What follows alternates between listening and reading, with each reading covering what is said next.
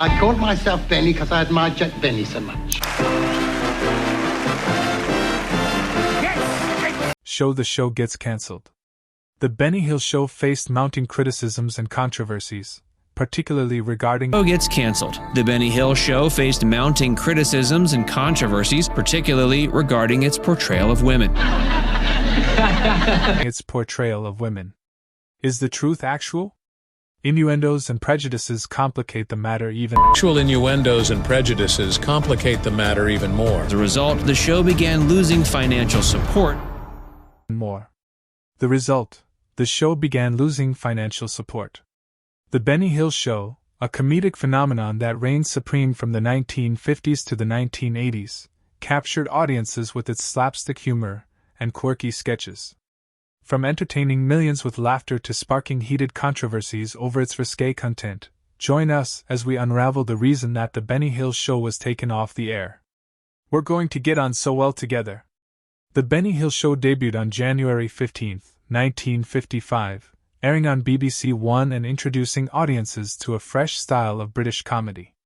Benny Hill, born Alfred Hawthorne Hill, had an intriguing background that included working as a milkman, a bridge operator, and a drummer before discovering his true passion for entertaining through comedy. His distinct combination of slapstick humor, mime, and parody immediately struck a chord with viewers, laying the groundwork for a program that would become one of television's most beloved and influential comedy shows. Initially presented as a variety show, The Benny Hill Show brought together sketches, musical performances, and monologues, providing a rich blend of entertainment. From the outset, Hill demonstrated a remarkable ability to create unforgettable characters and bring them to life with his natural flair for physical humor. Audiences responded enthusiastically, enjoying the light-hearted tone and Hill's magnetic presence. As the show progressed, it expanded its scope to include more intricate sketches and recurring characters, which added depth and maintained its widespread appeal. An essential part of the show's identity was its famous closing theme tune, Yakety Sax, composed by James Q. Spider, Rich and Boots Randolph. The lively instrumental became inseparably linked to the program's fast-paced comedic chases. The tune was first introduced in the episode aired on November 19, 1969, marking the show's transition to Thames Television production.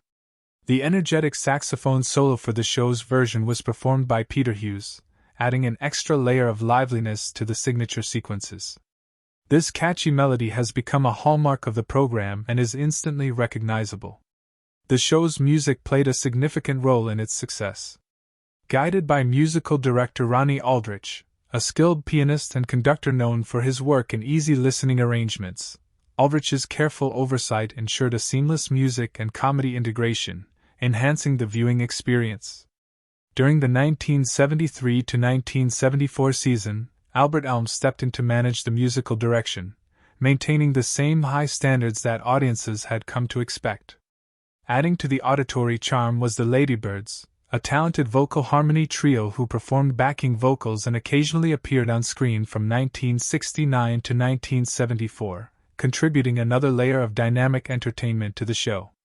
The enthusiastic opening announcement of, "Yes, it's the Benny Hill Show," became another memorable program element. Delivered by cast member Henry McGee, the line's spirited tone set the stage for the comedic adventure to follow. As the show evolved, Benny Hill took center stage as the Lad himself, a title introduced from 1975 onward to highlight his pivotal role. This affectionate nod emphasized Hill's importance to the program's identity and ongoing success. Closing every episode, Hill would directly address the audience with his trademark farewell. "Thank you for being with us, and we look forward to seeing you all again very, very soon. Until then, bye-bye. Thank you all for being with us, and we look forward to seeing you all again soon. Until then, bye-bye, God bless, look after yourself." This heartfelt message became an enduring feature of the program, reflecting Hill's warm connection with those watching. It was a personal touch that resonated strongly, helping cement his reputation as a performer who genuinely cared about the enjoyment of his audience. Throughout its run, The Benny Hill Show maintained a unique charm that combined clever humor, engaging performances, and creative production elements. Benny Hill's ability to blend physical comedy with sharp character work ensured that the program remained a significant part of television history. The show's music, memorable catchphrases, and vibrant sketches worked together to create a legacy that continues to be celebrated long after it first aired. What fueled the Benny Hill Show's meteoric rise to fame? Let's explore its journey to becoming a television sensation. At the defending pair of Burnleys, and then we're going to take a good look at this striking pair of Bristol Cities. The Benny Hill Show became incredibly popular after moving to ITV and Thames Television in 1969. This shift marked a fresh start for the show, which had already built a good reputation on the BBC. The move gave Benny Hill and his team more creative freedom and access to a broader audience. By the 1970s, the show had reached the height of its fame, becoming a key part of British television. Its mix of slapstick comedy, clever parodies, and cheeky humor made it stand out from other programs of the time. Slapstick comedy was one of the main reasons for the show's success. Benny Hill was exceptionally skilled at physical comedy, delivering perfectly timed performances that could make anyone laugh. His sketches were filled with exaggerated movements, funny falls, and visual jokes that appealed to people of all ages. This style of humor reminded viewers of silent film legends like Charlie Chaplin and Buster Keaton, whose physical gags had a timeless quality. Hill's ability to bring such humor to television made his show relatable and entertaining for a broad audience. Another reason for its widespread appeal was its clever use of parody. Benny Hill was a master at imitating and making fun of popular culture, from television shows and movies to celebrities and trends. Friends went inside, but inside it was like Iden, Inequality. It was like the Tower of Babel. It was like that film about Gomorrah and Other Place. His parodies were witty and insightful, illuminating the ridiculous side of the subjects he portrayed. In a memorable 1976 sketch titled Murder on the Oregon Express, Hill spoofed well-known American TV detectives like Ironside, McCloud, Kojak, Cannon, and the iconic Hercule Poirot. Through careful editing and creative camera work, Hill created convincing and hilarious scenes that showcased his range as a comedian and storyteller. The show's risque humor and use of double entendre were also signature elements that set it apart. Benny Hill had a talent for incorporating playful and suggestive language into his sketches, adding an extra layer of adult-oriented humor. Critics sometimes accused the show of sexism, pointing to its portrayal of women in revealing outfits or as objects of male desire. Hill, though, argued that his sketches always made the men look foolish while the women maintained their dignity. This dynamic was particularly evident in the famous chase scenes, where women would hilariously pursue Hill to the lively tune of Yakety Sax. These sequences became an iconic part of the show, blending physical comedy with cheeky fun. Music played a significant role in the show's charm. Benny Hill was a talented comedian, gifted songwriter, and performer. He composed and sang numerous comedic songs, delivering them with incredible speed and precision. These musical moments changed the pace of the sketches and demonstrated Hill's versatility. Using Yakety Sax as the theme song gave the show a unique sound that became instantly recognizable. He's awful, he's great, he's awful, he's great, he's awful, he's great, he's awful. Combining music and comedy enhanced the entertainment value and helped solidify the show's place in television history. Benny Hill's ability to impersonate a wide range of celebrities added another dimension to his performances. He brought characters like W.C. Fields, Orson Welles, Shirley Bassey, and Michael Caine to life with remarkable accuracy. These impersonations were often part of elaborate sketches that mixed wordplay, visual gags, and musical performances. Hill's skill at capturing the essence of well-known figures while adding his comedic twist made these moments unforgettable. His creativity and adaptability allowed him to appeal to various audiences, making the Benny Hill Show a staple for viewers seeking laughs and lighthearted entertainment. Over the years, Benny Hill proved that humor could transcend language and cultural barriers. His show's mix of physical comedy, sharp satire, and playful songs created a formula that resonated with people worldwide. Combining timeless comedy techniques with innovative storytelling, The Benny Hill Show left a lasting legacy that continues to be remembered as a classic in television history. What happens when humor collides with changing societal values? Let's explore the controversies ahead.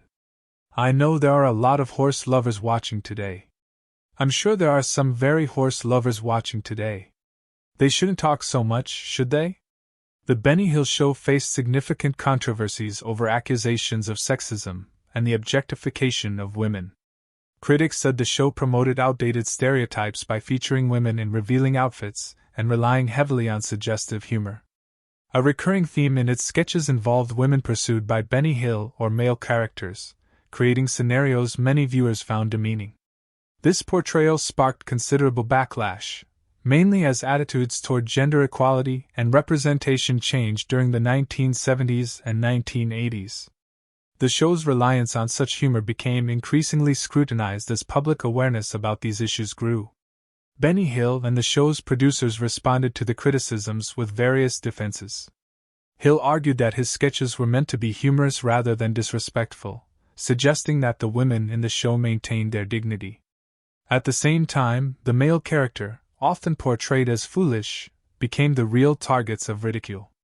He insisted that the exaggerated nature of the comedy was not intended to demean but to entertain through absurdity.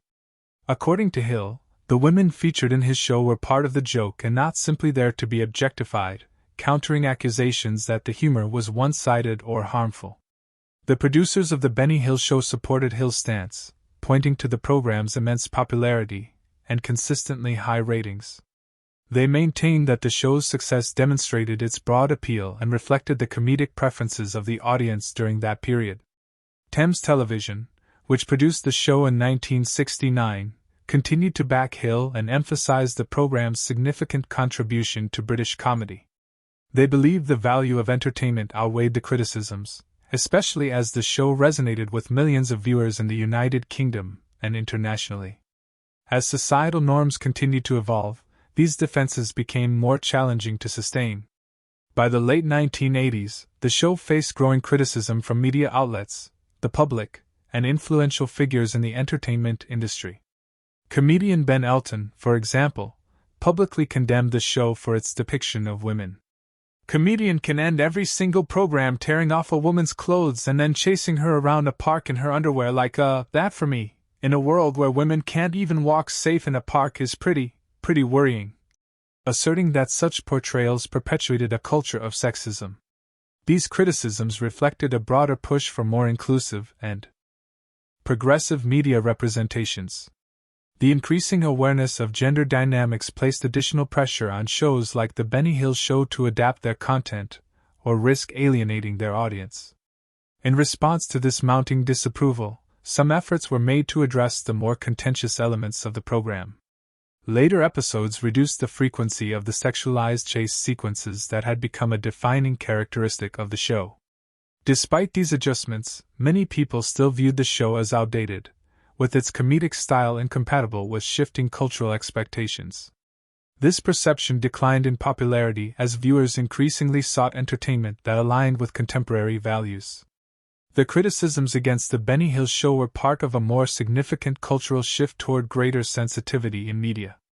Audiences began to expect depictions that respected diversity and gender equality, challenging older formats that relied on stereotypes or simplistic portrayals. How did the controversy shape the show's eventual downfall? Let's explore its dramatic end and lasting legacy. Thank you, ladies and gentlemen, bless you, thank you for joining us, and we look forward to seeing you all again very, very soon. Until then, bye-bye. The Benny Hill Show saw a sharp drop in ratings by the late 1980s, leading to its cancellation in 1989. Several reasons contributed to this downturn, including changing social values and the high costs of producing the program.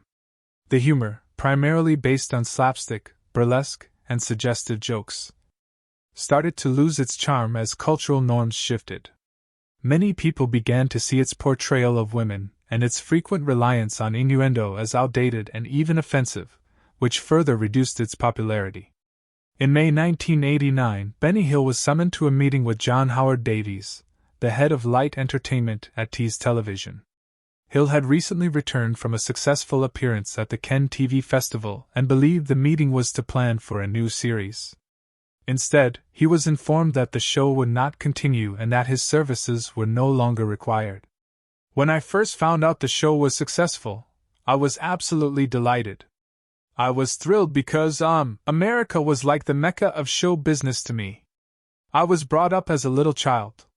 Davies pointed to three main issues for the cancellation: a shrinking audience, rising production costs, and Hill's apparent fatigue. Although the show had been extremely popular in earlier years, with its peak viewership reaching over 21 million people in 1977, its final episode in 1989 managed to draw fewer than 10 million viewers. The financial challenges of producing The Benny Hill Show became another significant issue. Each episode was costly, and as audience numbers fell, the network found it increasingly difficult to justify the expenses. Tease Television faced mounting pressure to allocate resources to programs that could generate higher returns, especially as the audience for Hill's style of comedy continued to diminish. This combination of financial and audience concerns played a decisive role in ending the show. By the 1980s, public attitudes toward comedy were shifting dramatically. The humor that had been a cornerstone of The Benny Hill Show started to seem inappropriate to many viewers. Its heavy reliance on visual jokes featuring scantily dressed women and suggestive content drew increasing criticism. Prominent figures in the entertainment industry, including comedian Ben Elton, openly criticized the program for its portrayal of women. "Passion about comedy and role models, and we're talking about mine. I prefer Carry On, because I think that the women in Carry On have strong comic characters of their own," arguing that it encouraged a sexist culture. These views were part of a more significant social push toward more inclusive and progressive media, which left Hill's show feeling out of step with contemporary values. Despite the controversies at home, The Benny Hill Show achieved remarkable success abroad, broadcasting in 97 countries. This international popularity helped maintain its reputation even as criticism grew in the United Kingdom. The show's global reach highlighted its appeal beyond British audiences, offering a mix of humor that resonated with viewers in diverse cultural settings. Its legacy as one of Britain's most successful television exports is a testament to its initial impact. However, it could not escape the cultural shifts that eventually made its humor less acceptable to domestic audiences. Following the cancellation, the show disappeared from national British television for 2 decades. Full episodes were not aired during this time, reflecting the extent of the backlash and shifting preferences among viewers. It was only in the 2000s that the program resurfaced, with the network That's TV including it in their holiday schedule alongside other classic ITV shows. This reappearance underscored that, despite the controversy surrounding it, the show had retained a place in the public memory of British television. Although The Benny Hill Show ended during a time of criticism and changing tastes, it had been a defining program in the history of British entertainment. Its ability to make audiences laugh with a mix of physical comedy and playful mischief resonated for years. The challenges that led to its decline also marked a critical moment in the evolution of television, reflecting a broader cultural movement toward addressing issues of representation and societal values. What happened to the cast who brought Benny Hill's humor to life? Let's explore their journeys and where they are now. Perrin says never lean back when you've got that, always lean forward like that. He does, you don't notice so much there. Since The Benny Hill Show ended in 1989, many of its cast members have pursued different paths in life. Some continued thriving careers in entertainment while others retired or passed away. Henry McGee, remembered for playing the straight man and announcer, remained active in acting for various television series and films until he died in 2006. All around the world you can go, and there you can see Benny Hill. He's in sub shap, sometimes dubbed, sometimes with subtitles. A familiar face on British television, he appeared in productions such as The Italian Job and The Saint, leaving a lasting legacy in the entertainment industry. John Keefe, who joined the show during the 1980s, transitioned into a career as an impresario after his time on the program. He managed the Starlight Room in North London, organizing performances for prominent stars in the entertainment world. Keefe also shared his experiences in the industry through his memoir I Was Benny Hill's Toy Boy, providing readers with an insight into his life in show business. Ken Said, another regular on the show, was celebrated for his comedic roles and stunt work. He continued acting in various television programs including Doctor Who and The Two Ronnies until his passing in 2021. Alongside his acting career, Said played an essential role in athletics, coaching a young athlete who competed in the 1984 Olympic 200-meter final, showcasing his versatility beyond entertainment. To the Knight of London, the Funboy Club, and here with me is the man behind it all, Fred Scott. Nicholas Parsons, who worked as Benny Hill's straight man during the show's early years, became famous for hosting the radio program Just a Minute and the television game show Sale of the Century. His career spanned decades, and he remained active in radio and television until he died in 2020 at the age of 98. His ability to connect with audiences across different mediums earned him widespread admiration. Bob Todd, known for his impeccable timing as a straight man and his skill in slapstick comedy, continued working in television and film until he passed away in 1992. His career included roles in the Marty Feldman Comedy Machine and Carry On Again Doctor, where his comedic talent shone. His contributions to entertainment reflected his dedication and skill in bringing humor to audiences. Cyril Cross, who temporarily replaced Bob Todd during the latter's brief dismissal from the show, enjoyed a career spanning over 3 decades. His acting credits included films such as Dalima and Operation Daybreak, where his versatility as an actor was evident. Fluent in multiple languages, Cross worked in various roles until he decided to retire, marking the end of an impressive career. Jackie Wright, the diminutive comedian best known for his bald head and the iconic head slaps he received from Benny Hill, departed the show in 1983 due to health problems. His contributions to the program remain cherished, and his work left an enduring mark on the series' comedic legacy. He passed away in 1989, leaving behind a memorable body of work. Among the female cast members, Jenny Lee Wright transitioned from her role on the show to a successful career as a Foley artist. She contributed to renowned films like Shakespeare in Love and Die Another Day, applying her skills in sound production to achieve new heights in her career. Sue Bond, another regular, continued her work as a cabaret singer and actress, appearing in various sitcoms and stage productions where her talents remained evident. The Hills Angels, a group of performers integral to the show's success, included Sue Upton and Louise English, who continued performing in various capacities. Jane Leeves, who also appeared as Hill's Angel, later gained fame in the United States in the popular sitcom Frasier, establishing herself as a prominent figure in American television. Meanwhile, the Ladybirds, featuring Maggie Streeter, continued their careers as a vocal group, contributing their talents to various musical projects.